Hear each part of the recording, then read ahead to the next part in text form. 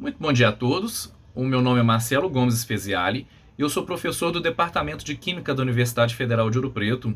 No momento eu me encontro licenciado. Eu assumi o cargo de diretor de Ciência, Tecnologia e Inovação da Fundação de Amparo do Estado de Minas Gerais, a conhecida FAPEMIG, e infelizmente eu não pude estar de forma síncrona com vocês nessa CEIC, porque toda a diretoria executiva da FAPEMIG foi convocada para uma reunião com o secretário de governo, que está ocorrendo exatamente no mesmo momento dessa apresentação. Mas eu consegui fazer essa gravação e eu vou deixar com vocês, caso alguém se interesse, depois queira ver até algum ponto em específico, certamente encontrará a gravação no meu próprio site e nos meios de comunicação da própria UFOP. Eu vim falar hoje a respeito do bicentenário e as perspectivas do futuro da ciência e da inovação em Minas Gerais. E se eu estou falando de bicentenário, 200 anos, não tem como deixar de falar, por exemplo, das duas escolas que são bicentenárias e que juntas deram origem ao que hoje nós chamamos de Universidade Federal de Ouro Preto. Nos anos lá de 1839, houve a formação da Escola de Farmácia de Ouro Preto. Depois, em 1876, a formação da Escola de Minas de Ouro Preto, ou seja, fomos pioneiros nessas áreas, muito próximo, pouco antes disso, já havia o curso de graduação de medicina da Escola de Cirurgia na Bahia, no antigo Hospital Real Militar da cidade de Salvador, que foi em 1808. Logo depois houve a formação da Escola Universitária Livre de Manaus, que deu origem a que hoje conhecemos como FAM, a Universidade Federal do Paraná em 1912, e aí começaram então a se formar as sociedades científicas brasileiras como um todo. Primeiramente, a Academia Brasileira de Ciências entre 1816 e 1822, depois a Universidade Federal do Rio de Janeiro, a SBPC em 1948, e em 1951 tivemos a formação de forma praticamente juntas, a CAPES e o CNPq, que são duas agências importantíssimas para a ciência brasileira como um todo. Depois tivemos a FINEP, a agência que fomenta estudos em inovação e pesquisa, para chegar até em 1985 com a fundação da FAPEMIG. Só que não faz muito sentido eu ficar falando muito da história da formação dessas sociedades, porque é importante conhecer bastante da história do desenvolvimento científico e das sociedades científicas e de quem produz a ciência no Brasil. Mas é importante olhar para o futuro.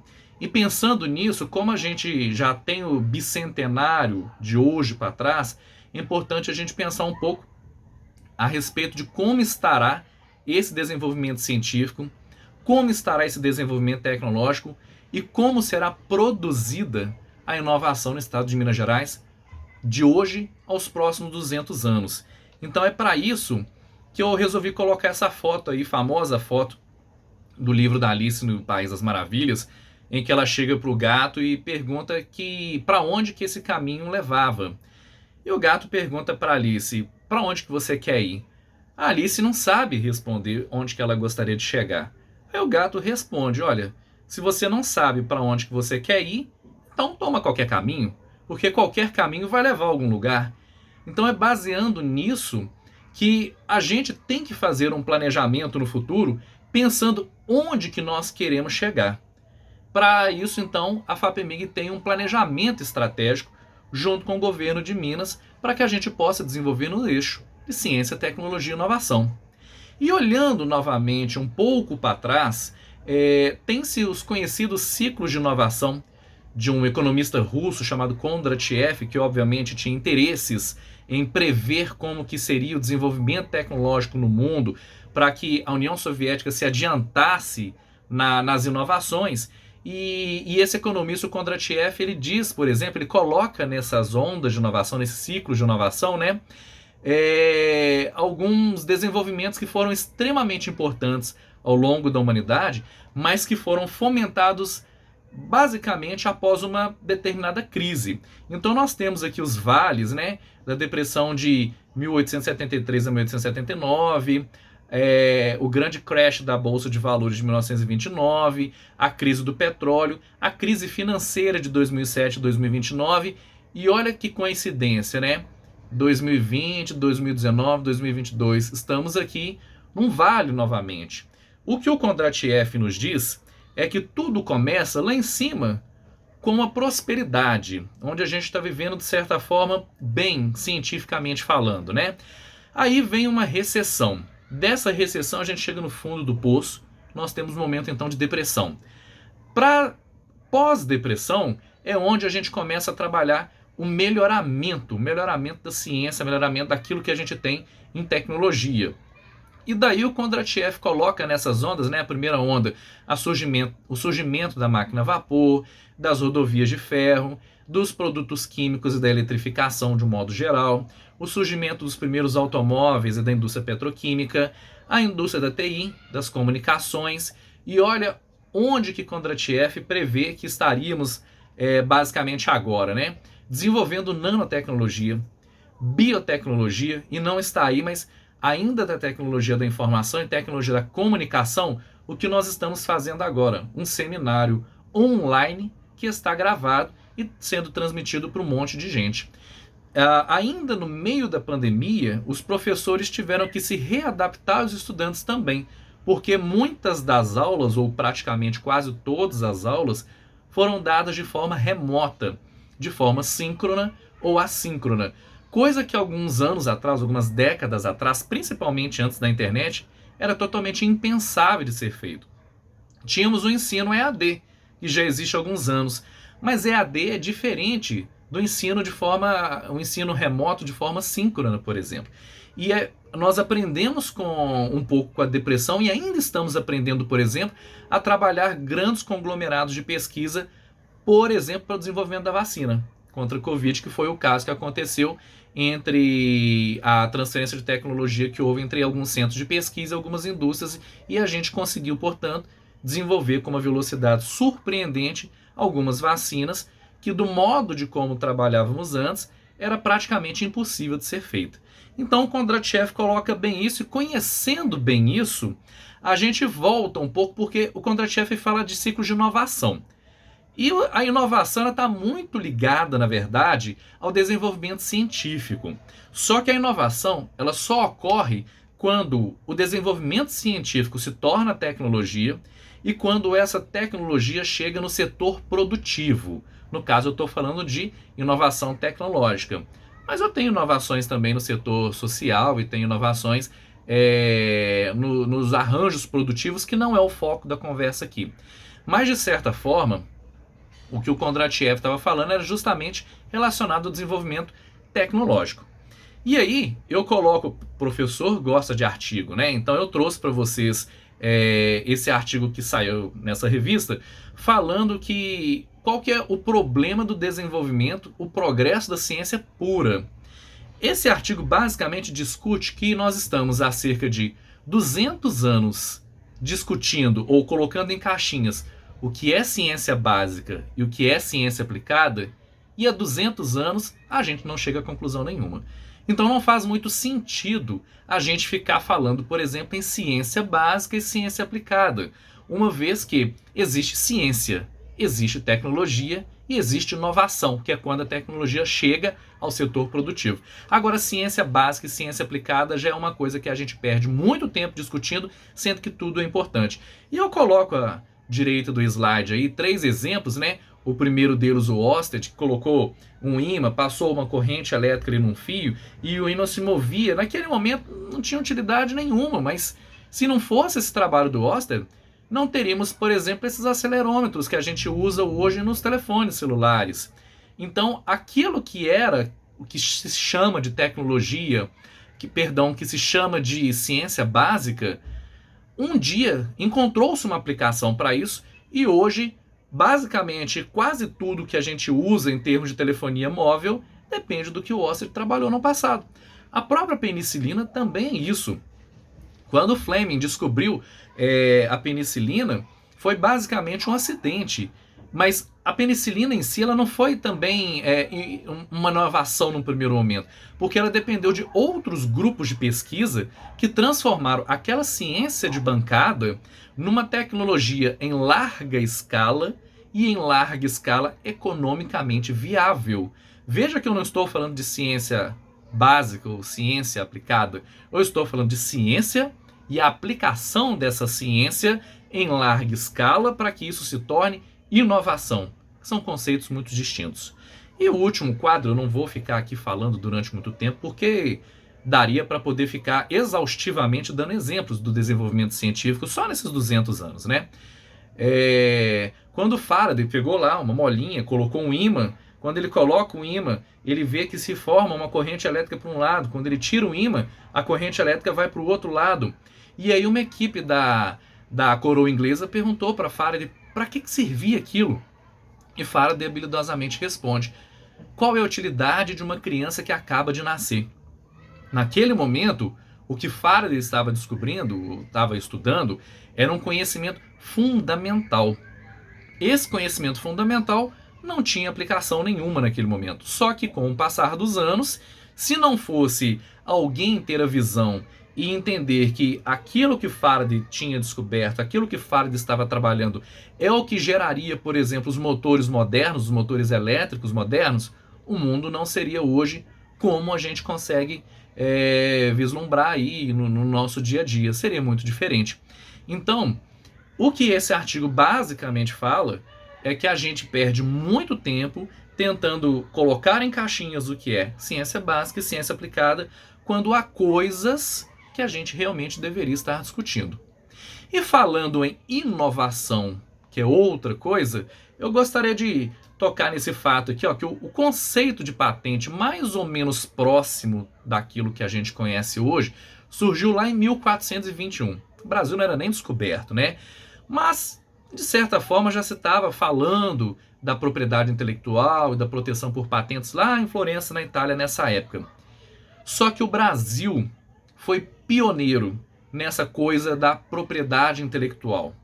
Já nos anos de 1822, um pedido de patente para uma máquina de descascar e polir café já tinha sido depositado. Ou seja, há 200 anos atrás, o Brasil estava depositando aquilo que seria a sua primeira patente. Só que só foi muitos anos depois, lá já nos anos de 1830, que Dom Pedro I baixou a lei sobre a concessão de patentes. E foi Dom Pedro II que, em 1882, reconheceu, de certa forma, a concessão de patentes num conceito mais abrangente. E hoje, 200 anos depois, o INPI ainda sofre com um pouco de socateamento da sua estrutura, do seu pessoal, e poderíamos ter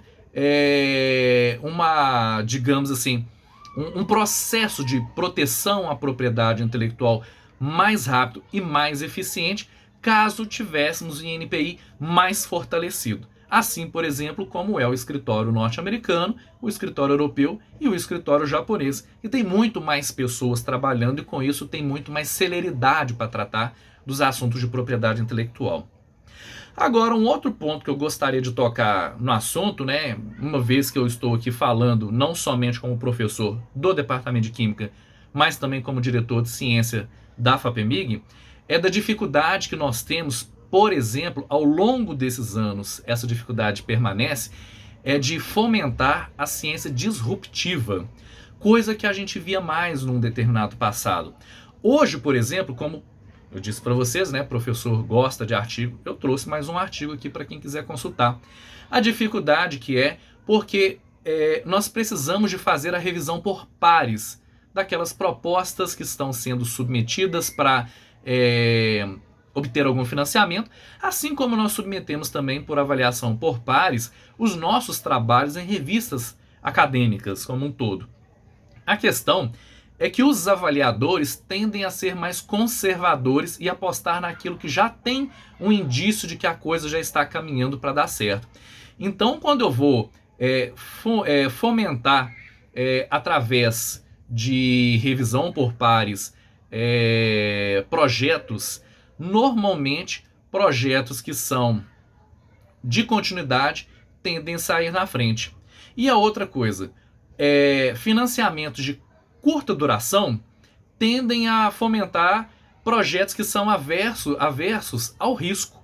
E projetos mais distantes ou fomentos mais longos tendem a fomentar propostas que são mais disruptivas. E aí eu compartilho uma inquietação que nós temos, né? E que eu gostaria de saber também o que vocês pensam a respeito disso. O que nós queremos para o nosso futuro? A ciência incremental ou a ciência mais disruptiva? Ou nós queremos as duas coisas? E como que nós vamos atingir de forma eficaz esses dois desenvolvimentos? Esse outro artigo aqui da Nature fala que para incrementar o desenvolvimento científico, não basta apenas a gente olhar para os valores financeiros da minha proposta. Eu tenho que olhar para os valores também que aquela pesquisa vai nos trazer, outros valores que não são relacionados apenas aos recursos financeiros. E mais importante do que isso, que é uma coisa extremamente complexa de se manter, tanto em nível estadual quanto em nível federal, acho que está todo mundo acompanhando, né? Recursos de forma estável, ou seja, investimentos estáveis a longo prazo, são mais importantes, ainda que pequenos, do que investimentos totalmente instáveis e muito grandes. Porque se eu faço um investimento grande numa certa infraestrutura e depois eu corto esse investimento, eu crio um elefante branco. Eu não vou ter quem opere aqueles equipamentos, eu não vou ter consumíveis para poder fazer com que esses equipamentos continuem funcionando, e aí esse equipamento vai parar e certamente ele pode vir até estragar. E depois, para poder conseguir o recurso e o tempo para poder corrigir e consertar esse equipamento, vai ser complicado, vai ser complexo. Então, veja que isso não é um problema exclusivo brasileiro. É um estudo, inclusive, dessa pesquisadora que fala: recursos estáveis, ainda que pequenos ao longo do tempo, são muito mais importantes do que recursos muito grandes e aplicados de forma instável. Quando eu falo de como aplicar recursos estáveis, tá? Naquilo que eu estava falando de ciência, inovação, etc., nós temos basicamente dois caminhos. Esses sim são importantes da gente discutir, que é a inovação orientada por missão. E aí eu poderia também ficar aqui dando diversos exemplos, mas eu acho que o mais próximo de nós agora, temos uma pandemia. Temos que resolver esse problema da pandemia. Precisamos de medicamentos, precisamos de vacina, precisamos de teste diagnóstico e precisamos de alguma coisa para profilaxia. Então vamos trabalhar a inovação focada para resolver o problema da Covid. Você vai fazer vacina, você vai fazer medicamento, você vai fazer teste diagnóstico, você vai fazer aparelho respirador, etc. Então nós vamos passar a ter a inovação orientada por missão. E normalmente ela é mais efetiva. Por isso é extremamente importante de fomentarmos ela. Só que a gente não pode esquecer também de fomentar a pesquisa orientada pela curiosidade, que é quando pode vir a surgir as coisas mais disruptivas. E aí, falando em disrupção, eu volto naquele problema que eu falei para vocês anteriormente, o quão complexo é fomentar essa ciência disruptiva por N razões, tanto pela questão da avaliação pelos colegas mais conservadores, como pela prestação de contas do uso daquele recurso público que também é extremamente complexo com a nossa segurança jurídica que nós temos no Brasil hoje. E falando em inovação, é muito importante que a gente dê atenção direta aos índices globais de inovação. O que esses índices globais nos mostram? Nos mostra que a gente deu uma piorada num determinado momento, deu uma melhorada agora e conseguimos atingir uma posição um pouquinho melhor do que o ano passado, mas ainda não está adequada se a gente comparar com países com o mesmo porte nosso. Agora, o que esse gráfico nos mostra? Nos mostra que nós temos mais input para fazer inovação do que output. Ou seja, nós temos mais condições, inclusive financeiras, para fazer inovação e certamente para poder fazer ciência, do que nós estamos oferecendo os outputs. Ou seja, o dinheiro está mal alocado. E nós precisamos, então, conectar melhor esses atores que promovem o desenvolvimento científico, desenvolvimento tecnológico e aqueles que vão aplicar essa tecnologia para efetivamente fazer inovação. E o Índice Global de Inovação faz um apontamento a alguns pontos de fraqueza que o Brasil precisa prestar um pouco mais de atenção. Na facilidade para se iniciar um negócio, ainda é uma fraqueza nossa. A nossa pontuação no PISA, especialmente, né, leitura, matemática e ciência, não está adequada. Precisamos melhorar em quantidade, a quantidade de estudantes que nós temos e a qualidade que nós estamos formando desses estudantes nesses itens. A porcentagem de graduados no STEM, né, que são as ciências, tecnologia, engenharia e matemática. A nossa mobilidade terciária, ou seja, universitária, para atração, ela é ruim. Nós temos pouca habilidade de atrair talentos. A gente tem mais habilidade de repelir os talentos, né? Com as condições que nós temos, está mais fácil formar um pesquisador para ele não trabalhar com pesquisa depois, o que é ruim, porque a gente gasta tempo e recurso, e seria adequado que tivéssemos esses pesquisadores atuando, se não nas suas áreas, mas em alguma área compatível à sua formação, que seja num cargo gerencial ou numa indústria, por exemplo, como é em países de primeiro mundo, como Estados Unidos e Europa, por exemplo, né? A nossa formação de capital bruto, o crédito, a facilidade para obter crédito para se iniciar um negócio que trabalhe com a inovação, o investimento em ciência, as nossas taxas, as tarifas são muito altas, temos poucas alianças estratégicas para poder... Trabalhamos mal e trabalhamos pouco em grupo, precisamos trabalhar mais. O Brasil tem... vamos falar especificamente em Minas Gerais, né? Institutos Nacionais de Ciência e Tecnologia.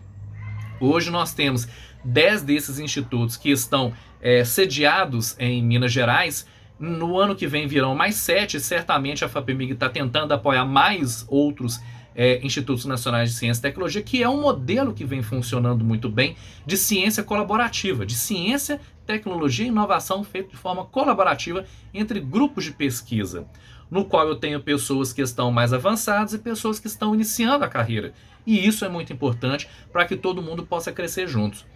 Nós temos, então, uma série de itens que estão aqui nesse slide mostrado para vocês a respeito dos pontos de atenção que a gente tem que tomar um pouco de cuidado para que a gente consiga melhorar os nossos índices internacionais de inovação. A gente, há pouco tempo atrás, comemorou bastante que o PIB tinha melhorado no Brasil, e isso é muito importante, eu não estou falando ao contrário. Agora, eu queria chamar a atenção que esse gráfico aqui, né, ele sobe, desce, depois sobe de novo. Agora, quando o PIB está subindo, esse PIB está relacionado ao quê?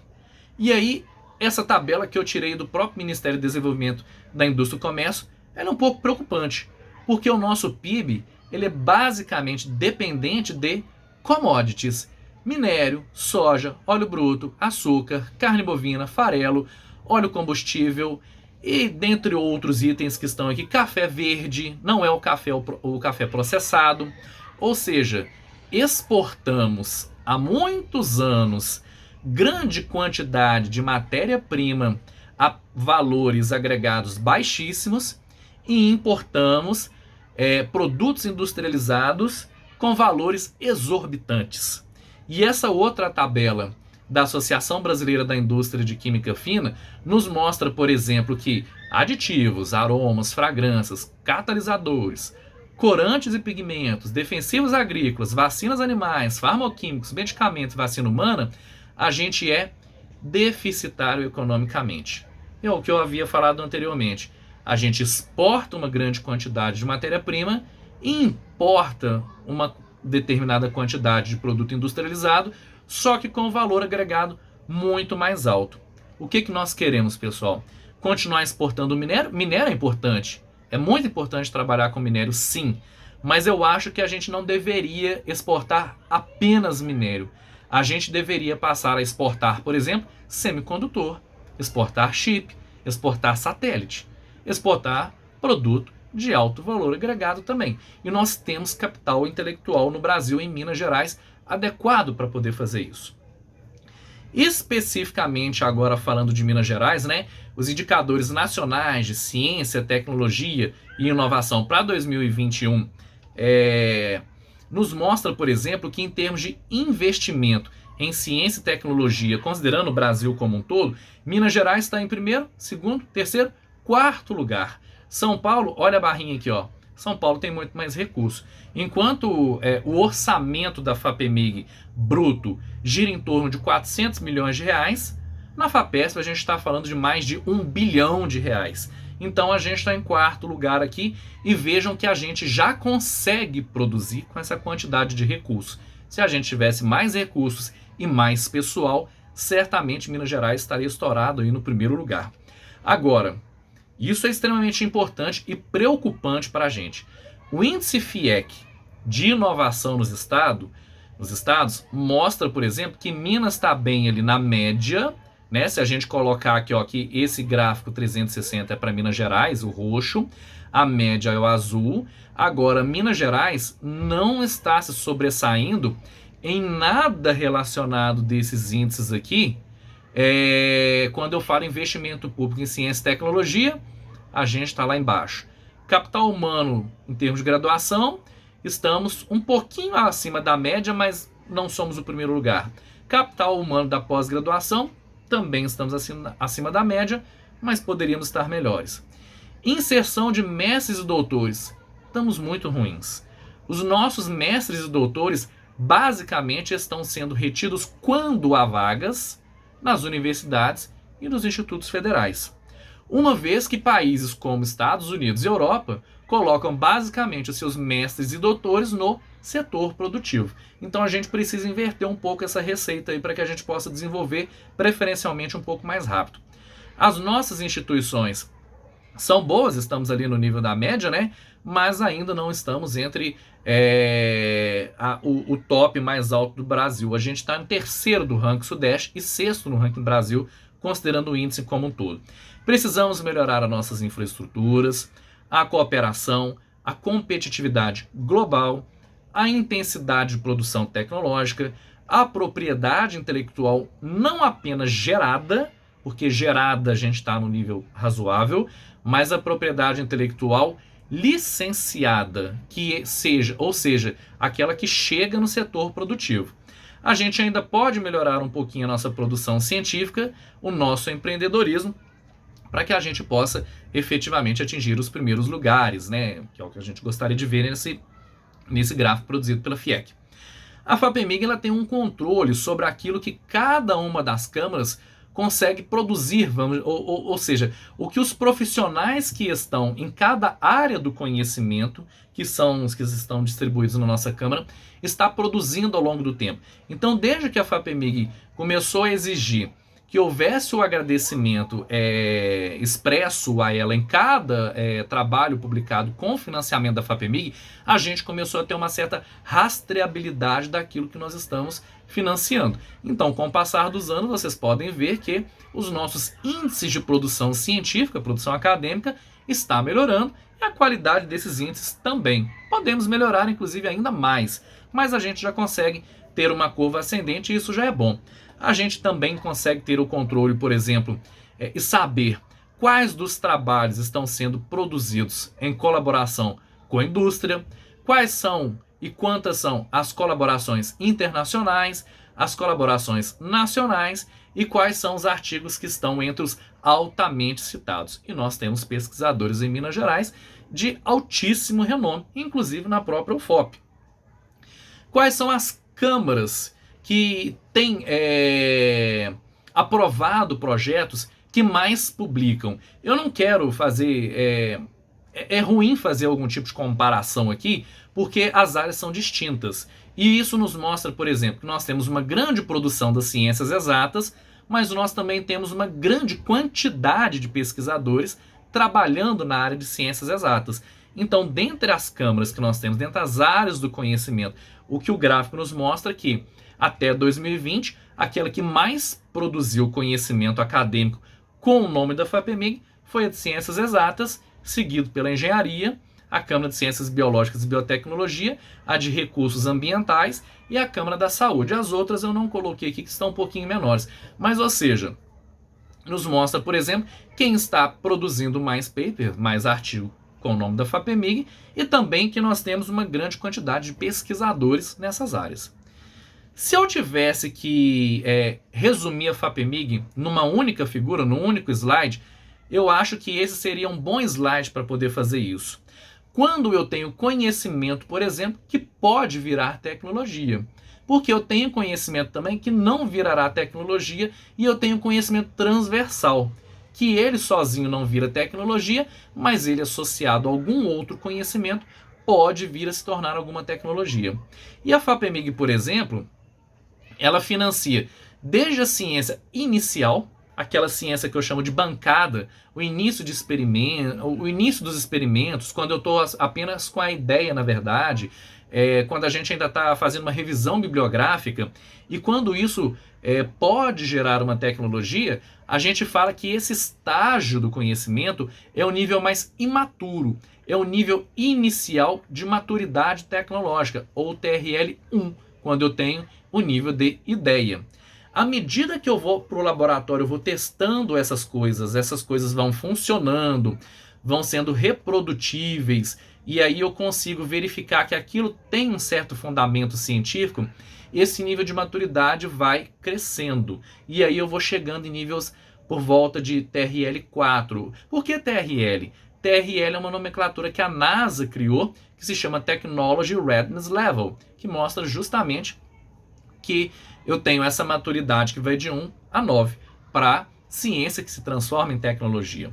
E normalmente a gente para nesse protótipo de laboratório aí, TRL4, que é quando o estudante defende o mestrado, às vezes defende o doutorado, vai embora, a bolsa termina, eu publico o paper ou deposito a patente e às vezes eu não dou sequência nisso.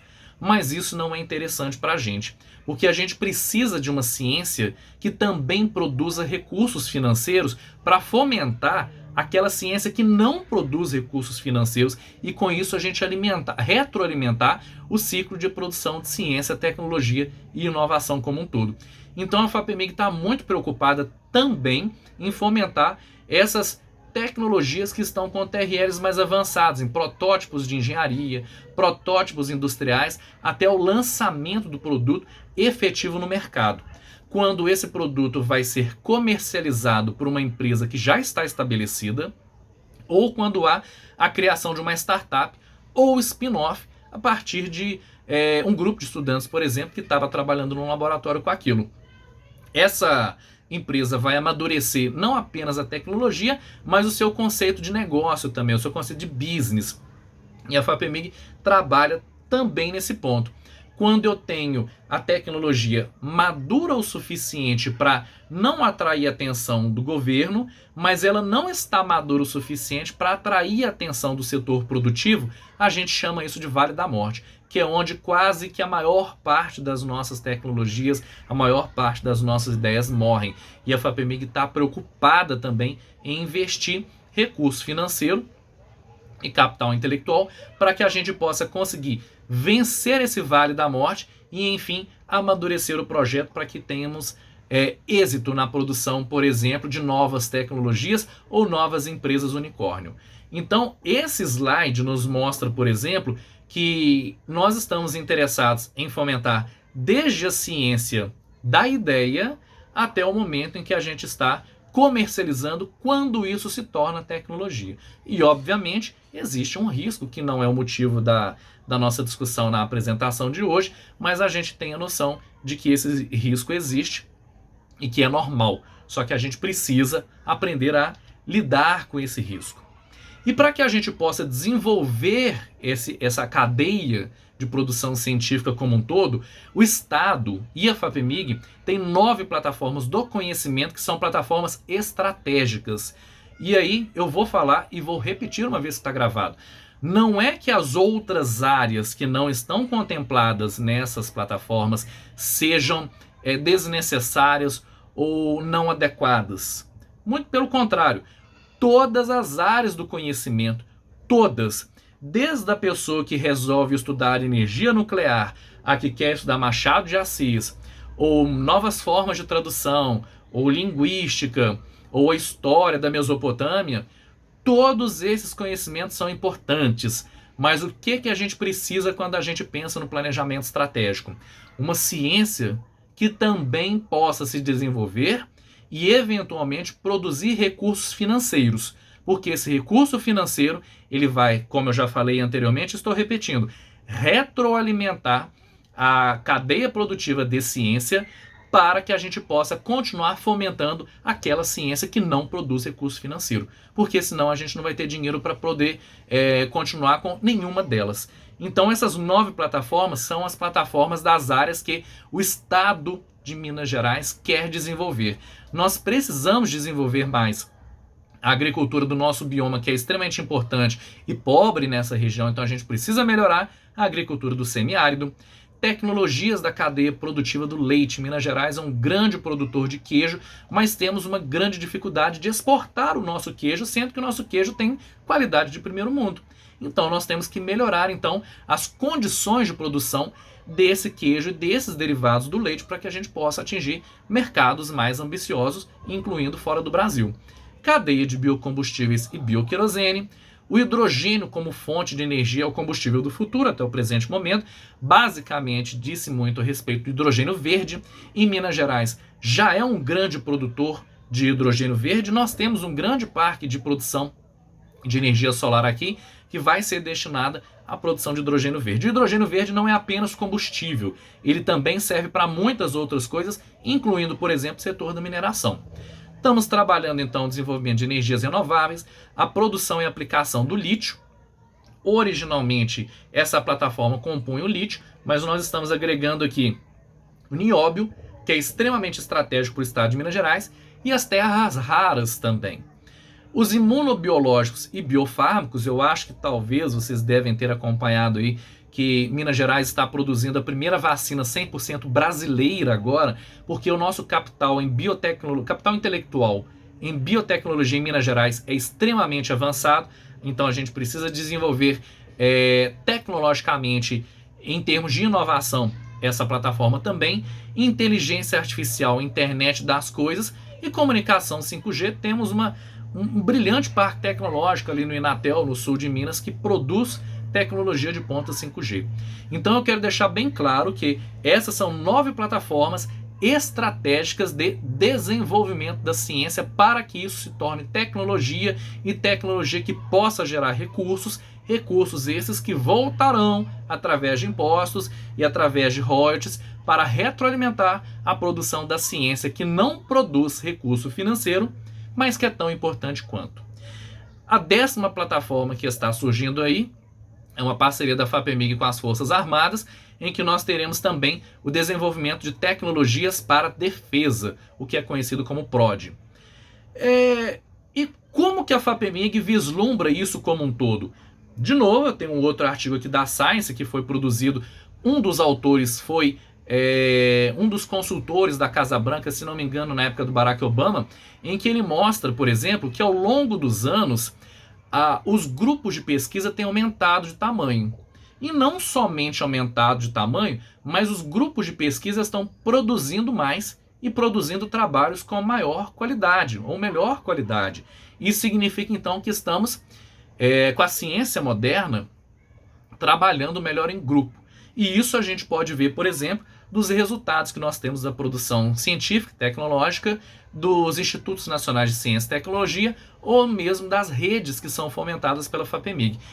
O efeito sinérgico do trabalho entre pessoas que têm áreas que se complementam, e é muito importante dizer que esse efeito sinérgico ele não ocorre apenas entre pessoas da mesma área, mas que é extremamente profícuo quando temos áreas transversais trabalhando junto, ou seja, história trabalhando com geografia, trabalhando com matemática, trabalhando com química, por exemplo, química trabalhando com direito, trabalhando com economia, trabalhando com administração, para que a gente possa ter o desenvolvimento, por exemplo, daquelas plataformas que eu disse.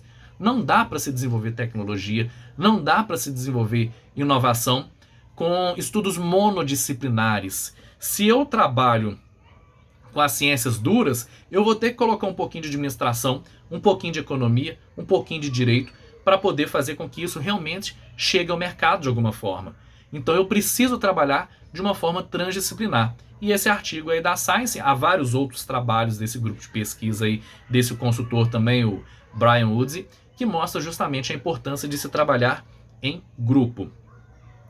e colocando basicamente aquilo que nós estamos fazendo, aquilo que nós estamos fomentando dentro desse conhecido quadrante de Donald Stokes, em que eu tenho um eixo que mostra a aplicabilidade industrial e o outro eixo como nível do conhecimento empregado, e eu tenho 3 cientistas aí extremamente importantes. Por exemplo, Niels Bohr. Niels Bohr trabalhou com o desenvolvimento da física quântica, que tinha um conhecimento fundamental absurdamente avançado, mas um nível de aplicação industrial, pelo menos naquela época, praticamente zero. Mas era absurdamente importante o que Niels Bohr fez. Hoje, inclusive, a gente fala então da própria computação quântica, que se não fosse o trabalho de Heisenberg, Bohr, Planck, etc., do próprio Einstein, não conseguiríamos chegar onde nós chegamos hoje. Temos o Thomas Edison, que se inspirou no trabalho de diversos outros grupos de pesquisa, diversos outros pesquisadores, e que desenvolveu a lâmpada incandescente com aquele filamento que a gente já conhece, e se não me engano na própria Escola de Minas tem um lustre que foi doado pelo Thomas Edison, que as pessoas podem lá conhecer. O que o Thomas Edison fez tinha um conhecimento tecnológico não tão avançado, porém uma aplicação industrial muito grande. Já o que o Pasteur fez, a pasteurização, né? Se não fosse por Pasteur, nem teríamos a cerveja como nós temos hoje, a cerveja pasteurizada. O mundo também seria muito diferente. No entanto, um nível de conhecimento de microbiologia absurdamente avançado de Pasteur e uma aplicação industrial também muito grande. Então isso é conhecido como quadrante de Donald Stokes. Todas essas áreas científicas, todas essas áreas que podem ser tecnológicas, são importantes, cada um dentro do seu próprio quadrante. E a FAPEMIG, ela tem, digamos, o seu próprio quadrante. E aí nós trabalhamos basicamente em 4 eixos. O eixo da ciência e da tecnologia, o eixo da inovação, onde obrigatoriamente ou eu fomento os arranjos produtivos ou os ambientes promotores de inovação, ou os próprios setores produtivos, desde que uma instituição de ciência e tecnologia trabalhe junto com uma empresa, por exemplo, para poder desenvolver aquilo comercialmente falando. Investimos também em recursos humanos qualificados para pesquisa. Quando eu digo pesquisa, não são bolsas assistenciais, as bolsas da FAPEMIG todas são para pesquisa, desde a bolsa de iniciação científica júnior, quando aquele estudante de ensino médio tem um primeiro contato com a pesquisa científica, a bolsa de iniciação científica, que como eu disse, não é uma bolsa não é um auxílio social, é uma bolsa para que o estudante possa fazer pesquisa e gere resultados científicos. Temos as bolsas de mestrado, as bolsas de doutorado, as bolsas de pós-doutorado e as bolsas que no momento elas estão, digamos, adormecidas de doutorado sanduíche, mas que eu pretendo retornar com ela tão logo consigamos as rubricas para que a gente possa desembolsar recursos específicos para isso. E temos então o eixo da comunicação científica, que o mais adequado seria divulgação científica. Os cientistas são muito habilidosos em comunicar a ciência para outros cientistas, mas o processo de divulgação científica ainda precisa melhorar muito. Senão, a gente não estaria hoje discutindo que a Terra não é plana e preocupando com teorias conspirativas anti-vax e coisas do tipo. Assim, há algumas poucas décadas atrás a gente estava discutindo clonagem de ovelha e como que isso impactaria, por exemplo, possibilidade de clonagem de órgãos humanos, etc. E hoje a gente está aqui discutindo se a Terra é plana ou não é. Então a gente precisa melhorar questões relacionadas à divulgação científica. E baseado nisso, esse é o panorama do quadrante de Pasteur adaptado para o planejamento da FAPEMIG em 2022, ou seja, o ano que está encerrando agora, quando nós tivemos a retomada de diversos programas, né? Então nós estamos pensando no futuro, aquilo que eu disse lá no início do slide. A gente está construindo, pouco a pouco, um ambiente mais fértil para se desenvolver a ciência, pensando em como que ficaremos no futuro. Não tem como, por exemplo, desenvolver ciência sem formar mestres e doutores. E os nossos alunos de iniciação científica. As capacitações de recursos humanos para as instituições estaduais, o mestrado e doutorado, o pesquisador visitante especial, ou seja, Existe alguém de fora do Brasil, um prêmio Nobel, um ganhador da medalha Fields, ou laureado com algum prêmio internacional extremamente importante, que é a melhor pessoa do estado da arte numa determinada área, vamos trazer essa pessoa aqui para o Brasil, para Minas Gerais, para ela ficar um tempo com a gente e transferir um pouco do nosso conhecimento. Para isso, o pesquisador visitante permite trazer essa pessoa e mandar alguns estudantes para lá também. Então eu tenho a bolsa de doutorado sanduíche dentro desse pesquisador visitante e as bolsas de pós-doc no Brasil.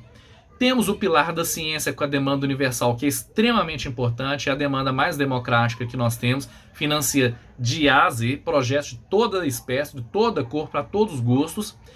Há chamadas para equipamentos multiusuários, chamadas para os Institutos Nacionais de Ciência e Tecnologia, demandas induzidas, as plataformas prioritárias, que são aquelas que eu apresentei anteriormente, para a formação de rede de pesquisa para desenvolver essas plataformas, a extensão com a interface com a pesquisa científica e a extensão tecnológica.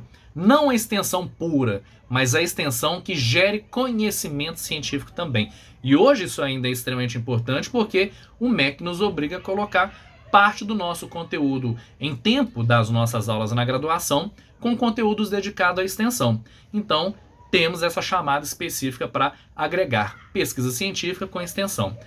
Chamadas de cooperação internacional, o pilar da inovação, temos o Centelha, que são para as ideias que vão gerar novas empresas, novas startups, o Embrapi, com apoio, com bolsas para os gestores dos projetos Embrapi, alianças estratégicas para se criar, então, provas de conceito, produtos mínimos viáveis, o escalonamento de tecnologia, o estudo de viabilidade técnica, econômica, de impacto ambiental e social de possíveis tecnologias.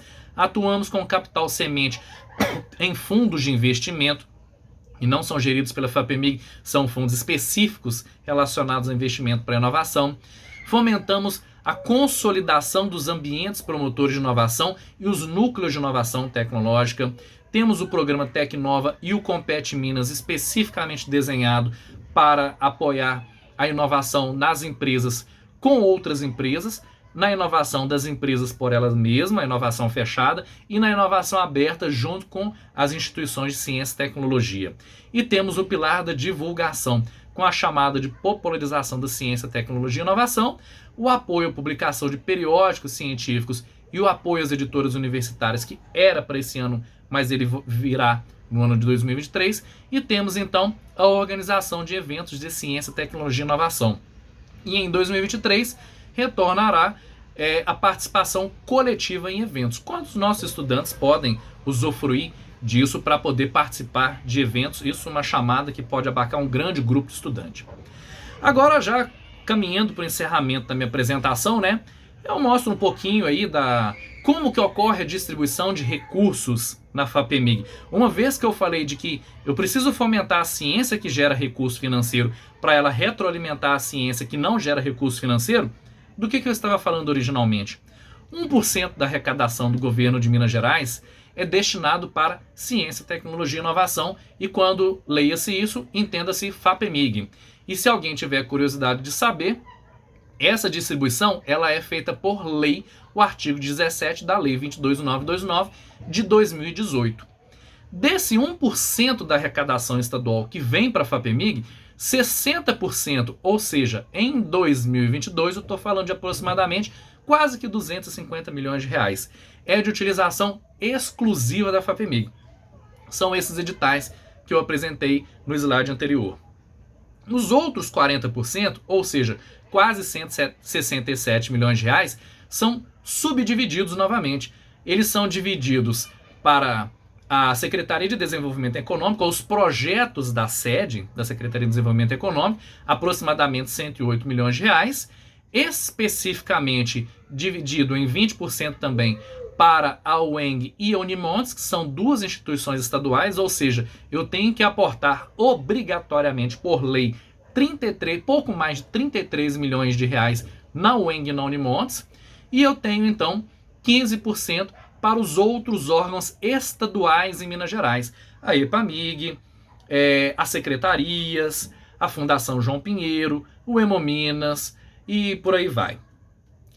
A gente também tem os recursos que vêm de emendas parlamentares, recursos que são captados por empresas e normalmente para projetos de inovação, ou recursos que vêm do governo federal, em que esses recursos podem vir para executar um programa em específico, ou recursos que se misturam com o dinheiro da FAPEMIG, como foi o caso, por exemplo, das bolsas de pós-doutorado que nós estamos julgando agora, que a bolsa será paga pelo CNPq, mas a contrapartida financeira para o projeto do bolsista será pago pela FAPEMIG. Então, esse é o panorama da distribuição de recursos financeiros, que é extremamente importante ser conhecido por toda a comunidade científica em Minas Gerais, para que a gente possa saber o quanto a FAPEMIG está executando de recurso e como que isso é distribuído, pessoal. E por fim, eu gostaria de encerrar aí, já falando, né, do nosso planejamento futuro, que é um convite para que vocês conheçam, por exemplo, o trabalho do professor Esper junto com sua equipe. O próprio professor Evaldo, presidente do CNPq, está nessa equipe também, em que se está planejando as habilidades de um doutor. Ou seja, se formos melhorar ou alterar o quadro de aulas, o modo como estamos formando nossos doutores, como é que deveríamos formar os nossos doutores e hoje não estão sendo formados. E aí tem esse trechinho aqui da entrevista dele que eu achei importante colocar. Em nenhum momento os programas discutiram quais habilidades ou atributos um doutor deve desenvolver para ser um profissional ou um pesquisador relevante. A tese não pode ser o objetivo final. Ela deve ser um instrumento através do qual o indivíduo se transforma e entende a razão da ciência e qual a melhor forma de desenvolvê-la. Os doutores também precisam estar preparados para lidar com uma abordagem multidisciplinar, já que muitas das questões atuais requerem um olhar convergente. Ou seja, se formos pensar no próximo bicentenário da pesquisa da ciência em Minas no Brasil, precisamos pensar em como iremos também formar os profissionais que irão fazer essa ciência. Muito obrigado, pessoal. Infelizmente eu não estarei aqui para resolver possíveis perguntas, mas em outros momentos eu estou à disposição caso alguém queira conversar. Um abraço a todos e até a próxima vez.